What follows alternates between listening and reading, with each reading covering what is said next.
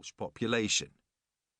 They had come to terms with Saxon settlers and with Norman overlords.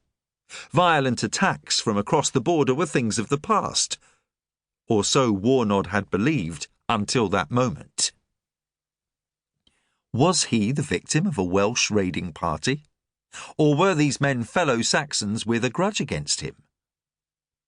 Warnod had no time to speculate. The riders had spread out in an arc behind him now and seemed to be about to encircle him.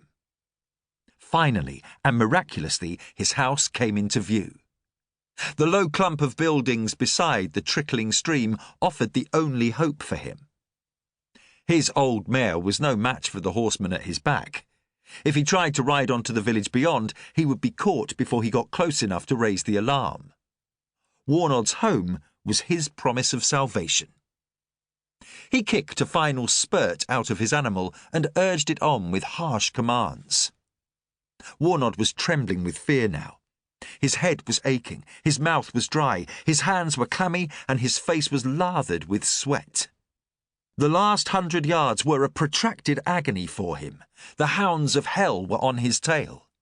Somehow he forced himself through the ordeal to reach the beckoning safety of his home. Reining in his horse, he leapt from the saddle and ran to the door of the house. He pushed it open, dived inside, slammed the door shut behind him, then dropped the stout wooden bar into place. They would need a small battering ram to get at him now. Panting hard, Warnod yelled out in the darkness, "Anything! Howl! Close the shutters!" But his servants were nowhere to be found. His voice echoed through the empty house with rising desperation. "Elfig! Howl! Where are you?" Warnod stumbled quickly through the murky interior of the building and saw that the narrow windows had already been shuttered. They could not fire their arrows at him through the apertures. The house was secure. He could take some comfort at last. Relief flooded through him, but it was cruelly short-lived. Loud banging on the door made him start with fright. He had not escaped their clutches after all. They were going to smash their way in to get at him. Groping his way through the gloom, he felt along a wall until his hands closed gratefully on the hilt of his sword. The weapon instilled some courage in him. They would not take him without a fight. Now, in his 30s, Warnod was still strong and fit. He would defend himself with honour. Ridiculously outnumbered, he would at least make sure that he killed some of his adversaries before he was himself cut down. He would die with a bloody sword in his hand, like a true Saxon thane. The house was a long, low structure divided into bays. Its walls were solid oak, its roof thatched, and its floor was sunk into the earth. The door was reinforced with extra timbers, but it could not indefinitely withstand such an unremitting assault. Sooner or later, they would batter a way into his home. Taking a stance at the door, Warnod held his sword ready and waited for the first sound of splintering wood.